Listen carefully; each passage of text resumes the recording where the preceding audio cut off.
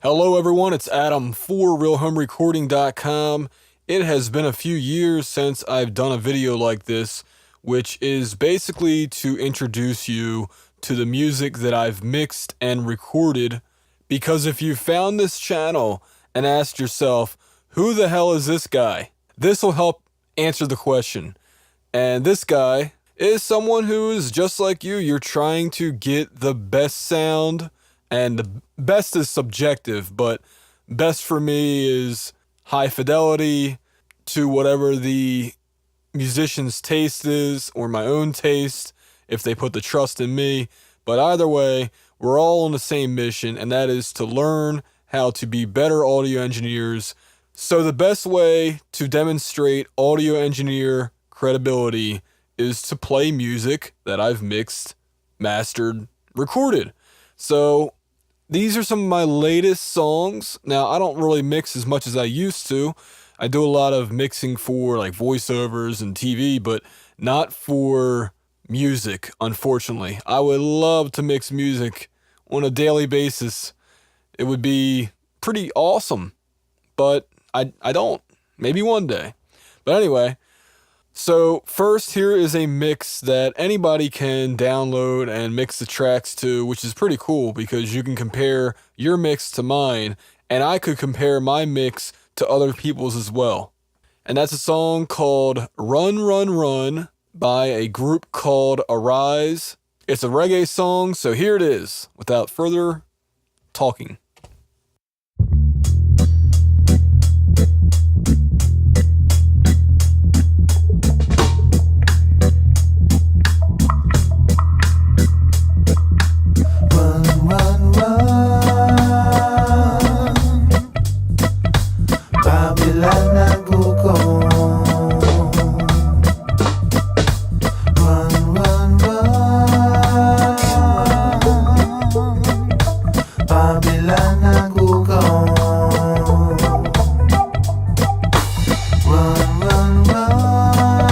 Okay, I'm not going to play the whole song, but if you want to check it out, I do believe this is on the Real Home Recording SoundCloud page. So, my notes are that it was recorded well, the song itself is repetitious and longer than necessary, but I love the vocal harmonies. I mixed it with SonarWorks on the average speaker setting using headphones, and that's actually my favorite setting for SonarWorks to use. The flat setting, not so much after I tried that out. Now, what I would have done differently is, number one, I think the bass guitar is a little bit too loud. There's parts of it that should have been automated, and that's just something that I didn't do because I'm not being paid to mix this song, so I'm not going to go in there and make all these really fine tweaks. But listening to the song again, I can hear there's spots where there should have been like level automation, maybe pan automation, things like that. And then the other thing I noticed is the snare drum could probably come up a little bit. Not the little clicky snare drum, but the snare drum that has that like island type of sound to it. So, but other than that, I was very happy with the way that this song was recorded. Didn't have any issues with that. The only issue I did run into was I had to drop off some of the vocal harmonies because they were like trailing off into blah, blah, blah territory. And I'm like, this doesn't sound good. So yeah, I'm not sure if that was a producer decision and they're just like, all right, let the engineer figure it out. But I hate that. Figure it out. You figure out the song arrangement. My job as a mix engineer is to make everything sound awesome. Next up is a pop punk rock type of song with female vocals, and I really enjoyed mixing this song. Now this one I did with SonarWorks reference on headphones, but this time I used the flat reference, not the average speaker reference, and I regret doing that. But I did run into some problems with this song with recording, and I'll get to that after you guys hear it a little bit.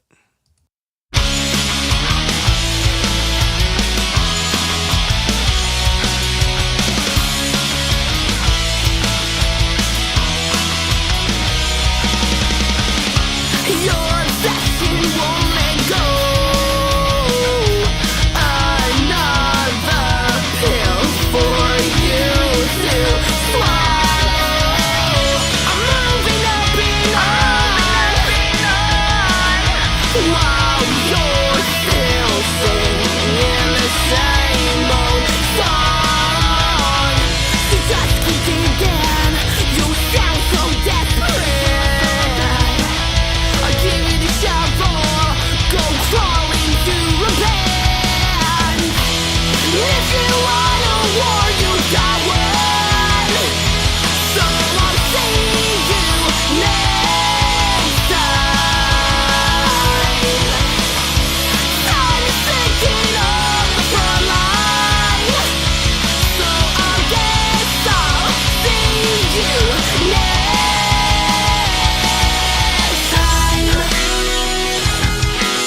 Okay, by the way, if you hear any audio glitches, that's something that can commonly happen when doing screen captures because of just, sample mismatching. It's not actually on the recording, but it's a screen capture thing. Anyway, the first problem I ran into is that the vocals were recorded very harshly. So, EQing the lead vocals was an absolute nightmare in this song. Number 2, the guitars, the drums, the bass guitar, muddy. Very, very muddy. Actually, the recorded drums were so bad that there were samples in the files, and I ended up using a stereo mixdown of the entire drum kit, except for, I forget, maybe the kick drum maybe, but it limited me in my ability to set volume levels, do an EQ that wasn't too harsh because I needed to make sure that snare was bright, but then the overheads were too bright, and so that's why the cymbals are a little bit too harsh. Not cool, but, that just shows you getting a solid recording is essential to having a great final mix, great final master. So if you don't start off right, then you'll run into problems. And there's only so much you can, as they say, polish a turd before the turd is just brown or something like that. I don't know. But anyway, I like the song itself. It was a very interesting modern rock song that I was able to do. And as far as like arrangement and all that's concerned, I really enjoyed this song. But that was the technical issues. Oh, by the way, you can go listen to the mix that the band put out on Bandcamp. I'll put a link in the video description for that so you can compare my mix, which is also on the Real Home Recording SoundCloud page, although it's watermarked. You can check out their mix compared to mine. I'm not going to say what I think about their mix, but you make your own decision. Okay, next up, this was the best recorded music I've ever worked with. They used a ton of great audio gear. This is a country song called Who I Am from Uncle Dad. And this is another song where you can go on YouTube right now. Also, you can go on YouTube for the other 2 songs that I just played. Go on YouTube, search for the name. See You Next Tuesday. What was the other? I forget the name of the band. Remember December. See You Next Tuesday. And then the other one was Arise, Run, Run, Run, Uncle Dad, Who I Am. Look all those up on YouTube and you can find other mixes and compare them to mine. And you can also download these tracks yourself to try to mix, which is great practice. Okay, so again, this was very well recorded, Telefunken microphones, API, Neve, equalizers, different compressors were used in some cases. And so this is well tracked and you can hear it in the final mix. So now I'll talk more after you listen to it a little bit.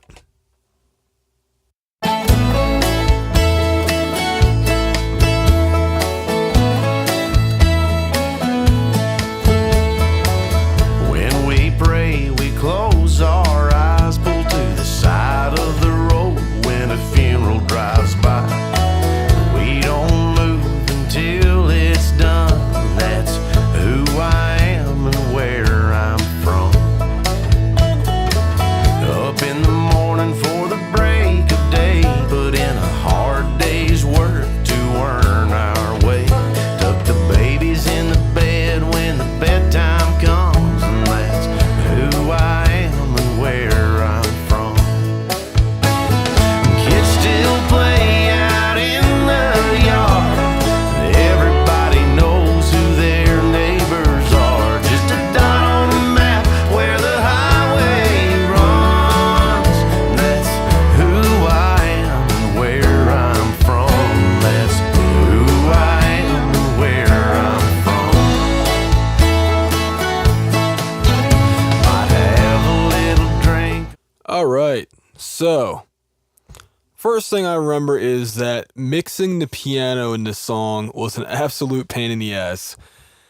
And what I'm hearing right off the bat is that I really wish I would have, even though I wasn't being paid to mix this song, automation again would have helped.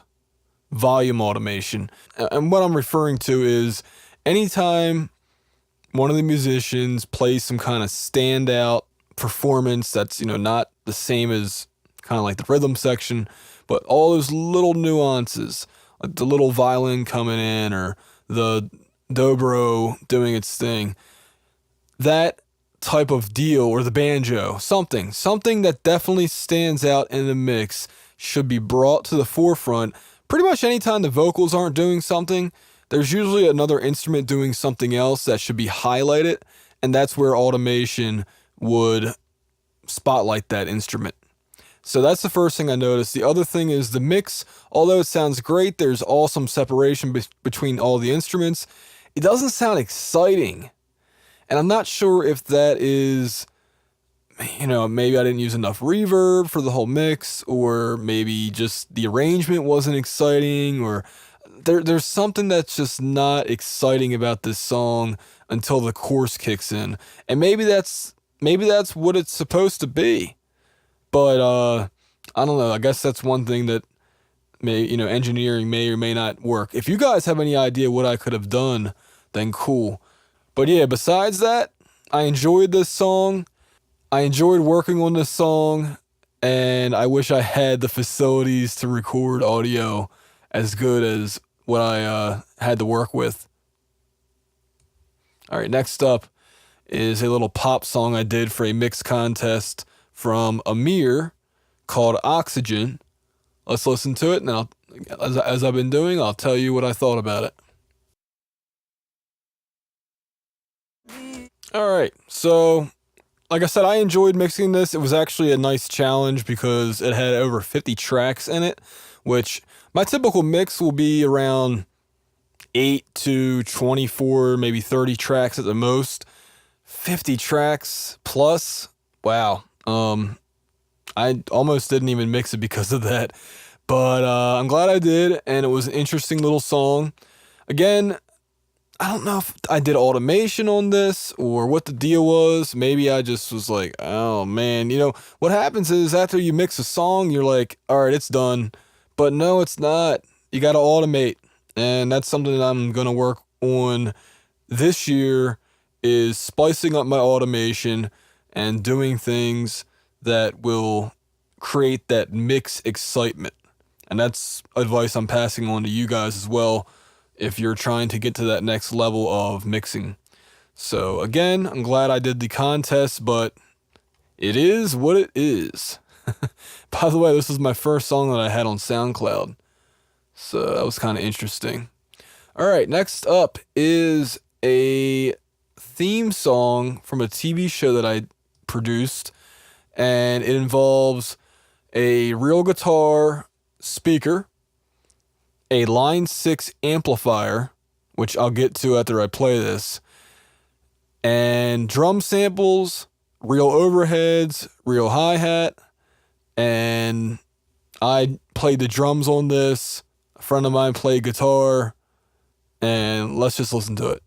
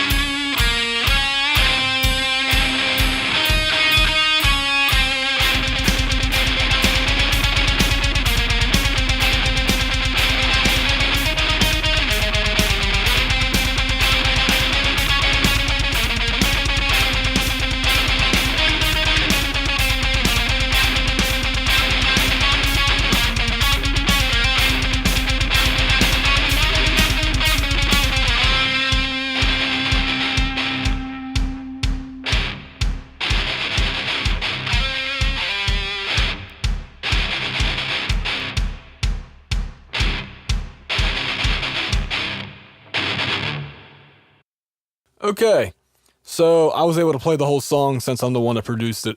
I'm not going to get any possible copyright infringement issues. But anyway, yeah, so my feeling on listening to this now is possibly it could have been brightened up a little bit. Maybe that's because I just have my volume too low right now and blah, blah, blah. I don't know. But anyway, number one, as much as I hate knocking other people's audio gear, Line 6 amplifiers, even the one we were using, even though it was one of the better ones, still there's nothing like a real, 5150 or a Rev Generator 120 or a triple rectifier from Mesa Boogie. Like, money. I wish I just had money to buy all the amps and speaker cabinets, all the good ones. But if you guys remember my shopping list of what it would take to buy some all the good guitar stuff, it was around like $40,000. So Line 6, I'll deal with Line 6. Tell you what, if a TV show ever gets on the air, we'll record with a Rev 120. Anyway, besides that, the drumming, obviously, like I said, I did it, and I know that it's off rhythm here and there. Oh well. But as far as like a little song that was put together pretty quickly, I like it. Little theme, it was a little custom theme song for the show. And like I said, if the show ever were to get on a cable TV network or network television, something like that, then it would be retracked. I would not be the one drumming. Somebody else would, because I'm a hobbyist drummer, to put it kindly. But guitar-wise, guitar playing was fine. It was the guitar amp that, again, I'm not going to knock somebody's equipment to their face, but, that could certainly improve if we had one of those Rev Generator 120s or the PV 5150. Yep. Okay, I think this might be the second to the last song. No, this is the last one. Okay, so this is my latest song that I recorded and mixed, and there is no drum samples on this, no fake amplifier or anything like that. This is a legit recording all the way through. Unfortunately, I have yet another challenge, and that is I only have 2 tracks of audio to record at one time. So for drums, that can be quite the challenge. So I'm limited to only a drum overhead mic and a kick drum mic. Yeah, definitely hurting on that one. So maybe I'll be looking into buying a cheap ADAT interface to go along with the Audient ID14. But the Audient ID14, I can tell you guys, has made mixing so much easier, and the transients that it, keeps is just awesome. So take a listen to this, and I'll talk a little bit more about it after this.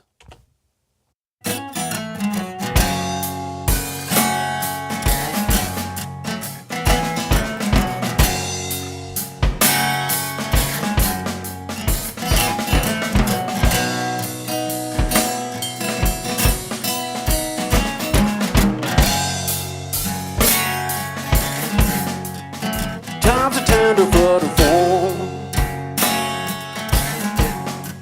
You use it up and beg for more. So yeah, the snare drum sounds fine, the hi-hat sounds fine, but tom drums, there's no close mics. Yeah, man. And also the tom drums could have been tuned better as well. So we're actually going to retract this. Now, the acoustic guitar sounds good, and the vocals sound good. By the way, the vocals were not recorded with an Audient ID14. These were taken from another recording, and I just slapped them on there. That's why they might be a little bit off timing. But anyway, like I said, Audient ID14 is making my recording life a lot easier. I do wish I had an equalizer to go along with that, and 8 channels of like an ASP 880 to add to the ID14. But you can't always get what you want. All that being said, there's my music. Take it for what you want.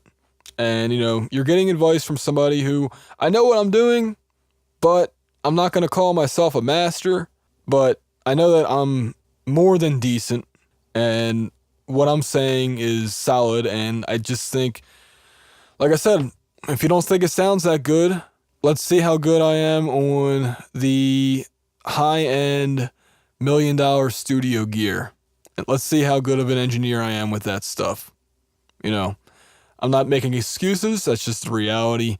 And I try to get the best results I can with the gear that I can afford.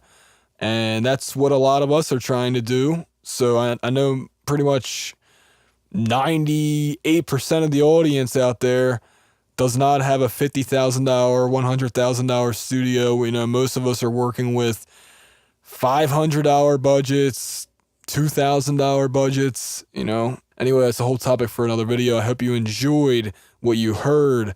This has been Adam for RealHomeRecording.com. See you in the next video.